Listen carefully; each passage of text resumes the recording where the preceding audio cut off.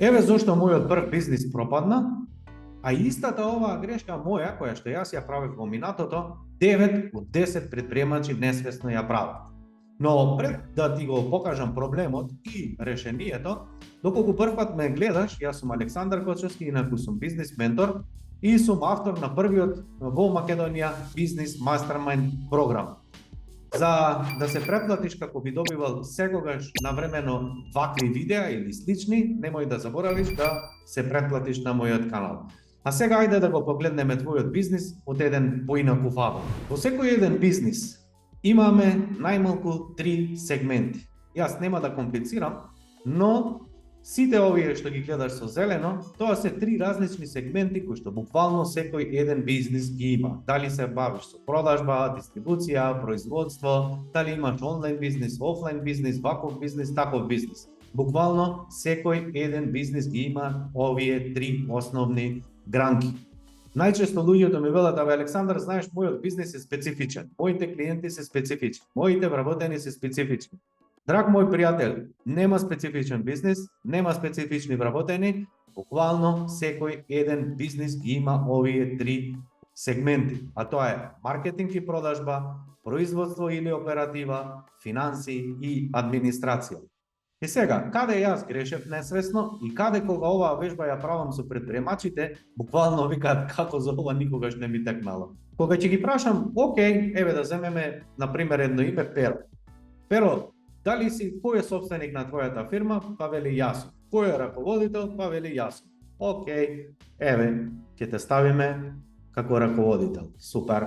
Кој е одговорен за маркетинг и продажба? И најчесто ќе речат луѓето: "Па знаеш, немам ја некој специјално таков човек, повремено правам јас, некогаш другите луѓе." Супер. Значи ти го правиш тоа, како и да е, ти си одговорен и за маркетинг.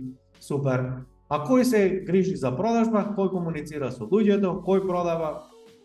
Па вели: "Па јас сум исто у продажба, имам и, нели, ќе кажат обично човек, 2, 3, 5, небитно, но јас сум одговорен, јас се грижам и за продажба." Океј, Pero, еве, и во продажба ќе те ставиме, ти си и за онлайн, ти си и за офлайн, ти си и за директна продажба, ти правиш и понуди, ти разговараш со клиентите. Супер, значи, еве секте тебе ќе те пишеме, одлично. А кој е одговорен за оператива? Сега зборот оператива, често луѓето малку ги буни, но што е оператива? Се што луѓето не гледаат што се одвива во твојот бизнис, односно позади вратите, што не го гледаат клиентите, сето тоа се вели оператива. И од прилика, да речеме, еве, една болница, нели, кога луѓето прават, односно лекарите прават операција, хирурзи, анестезиолози, чуда, нели, на една операција учествуваат 100 луѓе, а ние како пациент ништо од тоа не знаеме што се случува позади вратите. Значи во твојот бизнис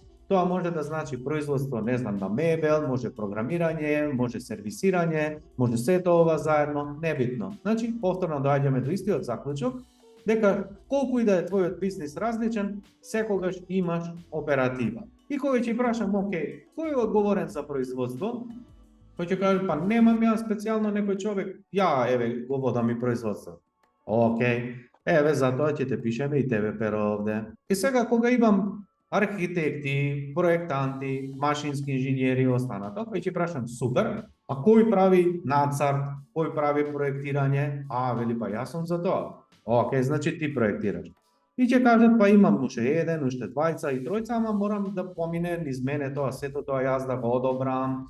Знаеш, сепак јас работам на комплицирани проекти, проектите се чинат многу пари, клиентите се сериозни, а кој произведува тамо, нели?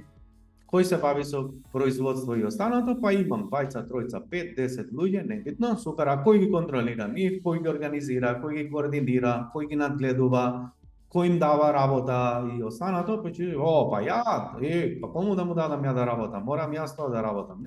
Какви се луѓе одма ќе сгрешат, не работат како што треба, ако не ги контролирам прават грешки. Океј, еве, те пишуваме и тебе, Pero, како одговорен и на изведба.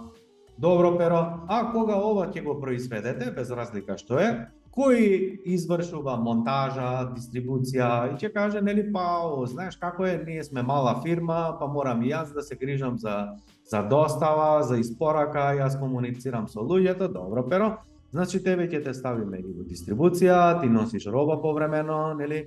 Добро, а кој pero се грижи за набавка, за магазинско и за останато, па имам човек ми помага, ама ние не сме голема фирма, ние сме помала фирма, па знаеш не можеме ја сега 100 луѓе да вработувам. Јас правам, понекогаш некој ми помага, супер. Значи pero и тебе те пишавме и за набавка. И сега доаѓаме и до делот на сервис, тоа може да значи сервисирање, тоа може да значи ако се јави некоја рекламација и останато, и кога ќе ги прашам, окей, кој се грижи за клиентите, кој ги завршува оние работи кои што се одвиваат постоперативни задачи, па ќе кажат, па морам да излезам на теренот и какви се клиенти бе, ја имам се некои чудни тешки клиенти, па ако не завршиме со сервис, па нема да ми доплати, па не знам што, супер pero, еве ќе те пишеме и во сервис дека и за тамо се грижиш.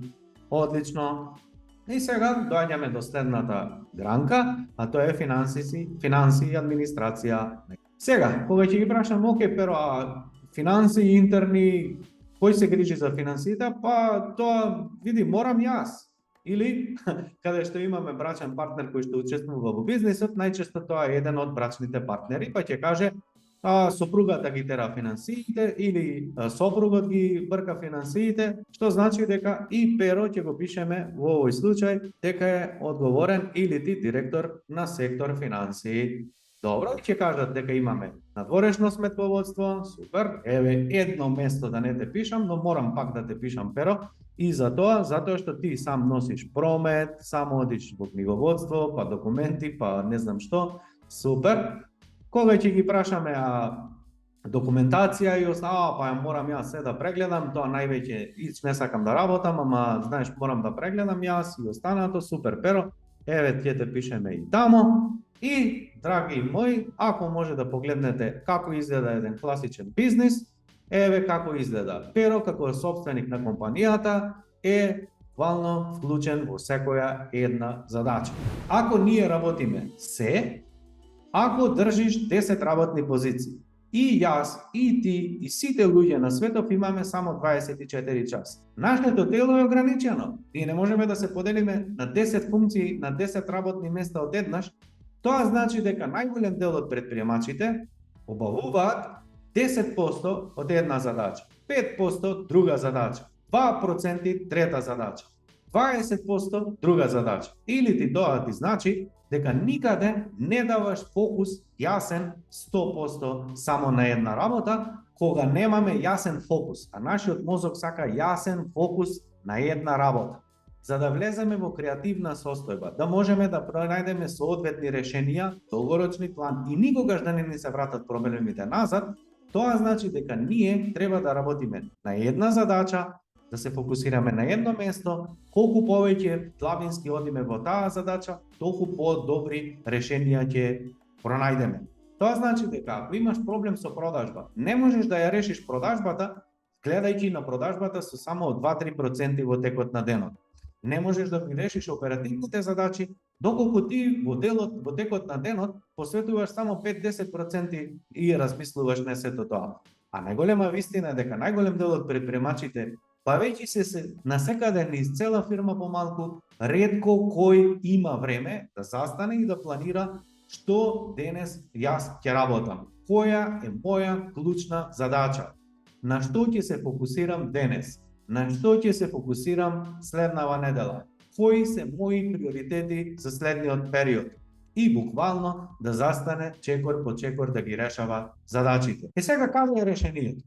Решението е најпрво да застанеш и оваа скица што ја имаш, да ја ставиш на маса и да ја погледнеш надвор од бизнисот, значи како набљудувач. И сега луѓето ќе ми рече, абе Александар, ова се е супер, јас немам толку работа, немам толку финанси, немам толку луѓе, како би вработал, како би ангажирал да го имам сето тоа.